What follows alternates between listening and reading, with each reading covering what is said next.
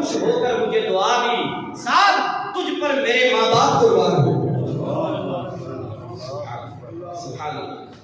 امتی کے لیے یہ شرف ہے کہ وہ اپنے نبی سے عرض کرے یا رسول اللہ آپ پر میرے ماں باپ قربان، اور حضرت سعد کے مقدروں کے قربان کہ جن کو حضور کہیں سعد اور تیر چلاؤ تم پر میرے ماں باپ قربان۔ حضرت سعد رضی اللہ تعالی عنہ نے سپہ سالار بن کر بہت سارے ملکوں اور شہروں کو فتح بھی فرمایا ہے۔ ہاں جی، آپ نے یہ تو سنا ہے ایران فتح ہوا تھا، یہ بھی سنا ہے عراق فتح ہوا تھا، لیکن یہ بھی سنا ہوگا کس نے فتح کیا تھا؟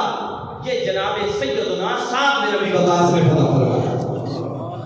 آپ نے کیا کیا فتح کیا تھا؟ قادسیہ، عراق، مدائن، ایران سارے کا سارا اللہ تبارک و تعالیٰ نے جناب سیدنا سعد بن ابی وقاص کے ہاتھوں مسلمانوں کو عطا فرمایا۔ اور ایک اور واقعہ آپ نے سنا ہوگا جس کو ڈاکٹر اقبال نے کہا ہے۔ ڈاکٹر اقبال کہتے ہیں دشت تو دشت دریا بھی نہ چھوڑے ہم نے، سنا ہے نا یہ شعر؟ دشت تو دشت دریا بھی نہ چھوڑے ہم نے، بحر ظلمات میں دوڑا دیے گھوڑے ہم نے۔ یہ شعر بھی حضرت سعد بن ابی وقاص کے بارے میں ہے۔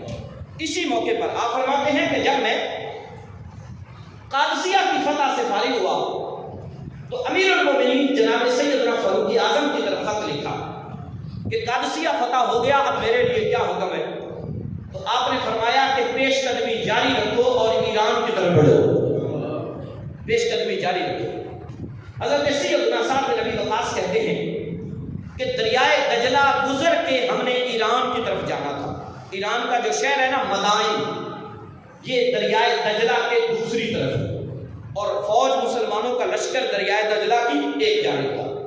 کہتے ہیں کہ ہم جب دریائے دجلہ پر پہنچے تو جو مدائن تھا اس میں ایران کے بادشاہ کا بیٹا گورنر تھا، یزدگرد، عربی میں یزدجرد کہتے ہیں، فارسی میں یزدگرد، یہ اس کا نام تھا۔ یہ مدائن کا گورنر تھا۔ اس کو پہلے ہی پتا چل گیا تھا کہ مسلمان جدھر بھی آتے ہیں فتح ہی کر کے چلے گا، اور اس نے اپنی بیویاں، اپنے روٹیاں، غلام، بچے سارے کے سارے پہلے ہی مدائن سے نکلوا لیے تھے، صرف اپنی فوج لے کر مدائن میں ٹھہرا ہوا تھا، اور مدائن دریائے دجلہ کے کنارے پر تھا۔ حضرت سعد بن ابی وقاص کہتے ہیں کہ ہم لوگ جب کنارے پر پہنچے تو کیا دیکھا کہ جو لکڑی کا بنا ہوا پل تھا وہ بھی ان لوگوں نے جلا دیا۔ سمٹڈ پل نہیں ہوتے تھے اس وقت، لکڑی کے پل ہوتے تھے، وہ بھی انہوں نے جلا دیا، اور کشتیاں بھی ساری کی ساری اپنے کنارے پر لے گئے، اور دریا طغیانی پر۔ دن بھی وہ تھے جن دنوں میں بارشیں ہوتی ہیں، ہے نا، یہ بارشوں والے موسم میں آپ سمجھتے ہیں کہ دریا طغیانی پر ہوگا، دریا بھی بازو پر ہے، طغیانی پر ہے، اور رستہ بھی گزرنے کا نہیں۔ سارے مجاہدین اکٹھے ہو کر آ گئے، حضور کیا حکم ہے ہمارے لیے؟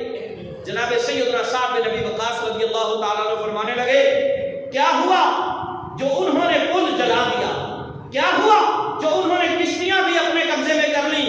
ہم اپنا نام بلند کرنے کے لیے نہیں لڑ رہے، ہم تو اللہ کے لیے لڑ رہے ہیں، جس رب کے نام پر لڑ رہے ہیں اسی کا نام لے کر ڈال دو گھوڑے، اللہ ہمیں فتح عطا فرمائے۔ اللہ اسی رب کے نام پر گھوڑے ڈال دو۔ جناب سیدنا سعد بن ابی، یہاں ایک اور بات آج بھی اور تاریخ میں بھی یوں ہی ملتا ہے مسلمانوں کے علاوہ کہ ہمیشہ حکم دینے والا کمانڈر پیچھے ہوتا ہے، فوج کو آگے کر دیتا ہے، لیکن اسلام کا یہ نظریہ نہیں ہے۔ یہاں جناب سعد بن ابی وقاص کہتے ہیں سب سے پہلا گھوڑا میں نے اپنے دریا میں ڈالا، اپنا گھوڑا دریا میں ڈالا، اور جب سیدنا سعد بن ابی وقاص کو دیکھا مجاہدین نے تو انہوں نے اپنے گھوڑے دریا میں ڈالا۔ اگلی بات سنیے گا، ان فارسیوں نے، ان ایرانیوں نے جب دیکھا کہ یہ کیا، یہ پتہ نہیں انسان ہے کہ کیا ہے، تو انہوں نے جملہ بولا تھا دیو آمدن، دیو آمدن۔ آمدن فارسی میں کہتے ہیں آ رہے ہیں، دیو فارسی میں کہتے ہیں جنات کو، کہتے یہ تو پتہ نہیں انسان ہے ہی نہیں، انسان تو اس سے دریاؤں میں نہیں آیا کرتے، یہ تو جن آ گئے، دیو آمدن، دیو آمدن۔ جنگ ہوئی نہیں، انہوں نے صرف منظر دیکھا اور مدائن کو چھوڑ کر بھاگے۔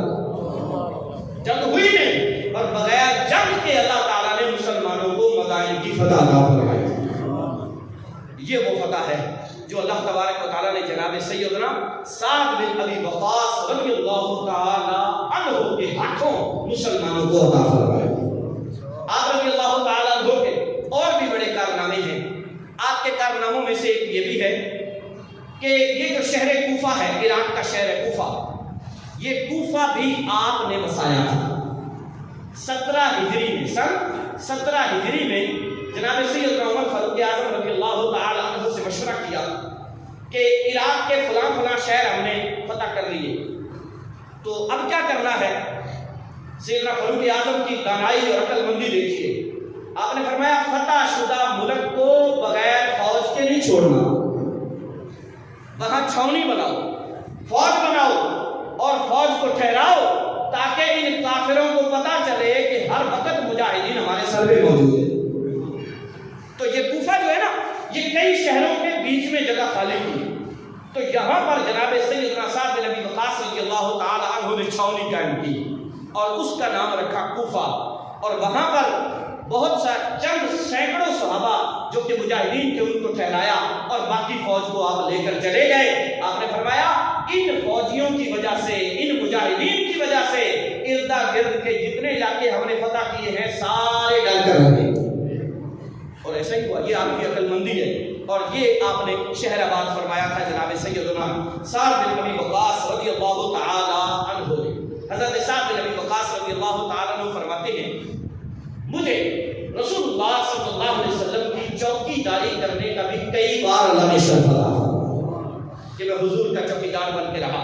ایک دن کی بات سنیے گا، نبی پاک علیہ الصلوۃ والسلام نے حضرت عائشہ سے فرمایا حضور جس وقت مکے سے ہجرت کر کے مدینے جا چکے تھے لیکن حالات ابھی بھی سازگار نہیں تھے، کفار مکہ کوئی نہ کوئی شرارت چھوڑتے ہی رہتے تھے، تو حضرت عائشہ کہتی ہیں کہ حضور علیہ السلام رات کے وقت تشریف فرما تھے، تو مجھ سے فرمانے لگے عائشہ ویسے تو ہماری حفاظت کرے گا اللہ، لیکن اس رب نے یہ بھی فرمایا ہے کہ اسباب اختیار کرنے چاہیے، دنیا دارالاسباب، اسباب اختیار کرنے چاہیے۔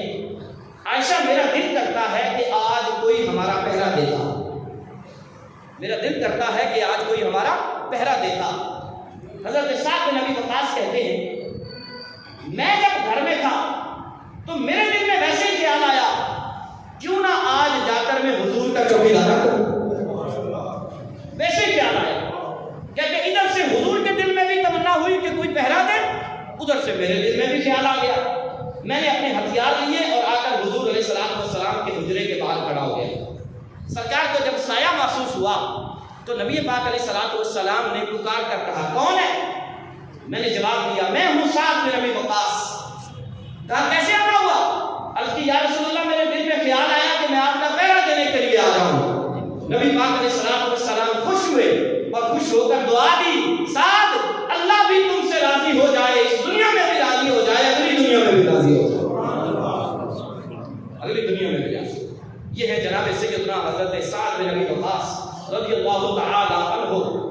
آپ رضی اللہ تعالی عنہ نے 11 نکاح فرمائے یکے بعد دیگرے، یعنی ایسا نہیں کہ بیک وقت، چونکہ بیک وقت تو ایک مسلمان مرد کو 4 ہی نکاح کی اجازت ہے، یکے بعد دیگرے، اور ٹوٹل اولاد ہے آپ کی 36 18 بیٹے اور 18 ہی بیٹیاں۔ یہاں ایک مسئلہ ضروریہ عرض کرنا چاہتا ہوں، وہ یہ ہے کہ مسلمانوں کی اولاد زیادہ ہی ہونی چاہیے۔ ہاں اللہ تبارک و تعالیٰ اگر کم دے تو کوئی مسئلہ نہیں، ورنہ یہ جو دنیا کے معاملات ہیں، برتھ کنٹرول کرنا چاہیے، یہ ہونا چاہیے، وہ ہونا چاہیے، یہ کفار کی این جی اوز کام کر رہی ہیں، عورتوں کو وسیلے بہانے بناتی ہیں، جو بچوں کی تربیت اچھی ہو جاتی ہے زیادہ ہونے تو اخراجات کہاں سے ہوں گے؟ یہ باتیں ہمارے ذہن میں نہیں آنی چاہیے۔ اللہ قرآن میں فرماتا ہے جو رب تمہیں دے رہا ہے وہ تمہاری اولادوں کو بھی عطا فرمائے۔ ہم مسلمان ہیں اور میرے نبی کا فرمان بھی سنیے، حضور فرماتے ہیں ایسی عورت سے نکاح کرو جو اپنے شوہر سے محبت کرے اور زیادہ بچے جانے کہ جب تمہاری تعداد زیادہ ہوگی تو میں باقی امتوں پر فخر فرماؤں۔ حضور یہ فرماتے ہیں، اور ہماری چال الٹی ہی ہے آج، تو الٹی چال کو نہیں چلنا، ہم نے وہی چلنا ہے جو ہمیں دین اسلام نے ارشاد فرمایا۔ میں آگے بڑھوں، حضرت سیدنا سعد بن ابی وقاص رضی اللہ تعالی عنہ کا وصال ہوا ہے 58 ہجری میں، جس سال حضرت عائشہ کا وصال ہوا، جس سال حضرت سیدنا امام حسن مجتبی کا وصال ہوا، مدینہ شریف سے 10 میل کے فاصلے پر عقیق نامی وادی ہے، عقیق، اس وادی میں آپ کا وصال ہوا اور آپ کو لا کر جنت البقیع شریف میں دفن کیا گیا۔ حضرت سیدنا سعد بن ابی وقاص رضی اللہ تعالی عنہ مہاجرین صحابہ میں سے وہ آخری صحابی ہیں جنہوں نے مدینہ شریف میں وصال فرمایا، مدینہ شریف میں۔ اور آپ کے وصال کے وقت آپ کے بیٹے کہتے ہیں کہ میں رو رہا تھا۔ والد گرامی نے پوچھا رو کیوں رہے ہو؟ کہا آپ نے ایران فتح کیا، آپ نے عراق فتح کیا، آپ نے مدائن فتح کیا، لیکن آج دیکھیں آپ کو شہادت نہیں نصیب ہوئی، بستر پر موت آ رہی ہے۔ تو جناب سعد بن ابی وقاص کہنے لگے بیٹا اللہ جس حال میں رکھے میں راضی ہوں، لیکن غم نہ کر، تیرے حبیب نے مجھے پہلے جنتی ارشاد فرما دیا، حضور نے مجھے جنتی ارشاد فرما دیا ہے۔ اور آپ عشرہ مبشرہ میں سے ہیں حضرت سیدنا سعد بن ابی وقاص، ان پر اللہ کی کروڑ ہر کروڑ رحمتیں ہوں، اور ان کے صدقے اللہ ہماری دنیا بھی بہتر فرمائے، آخرت بھی بہتر فرمائے۔ وآخر دعوانا الحمد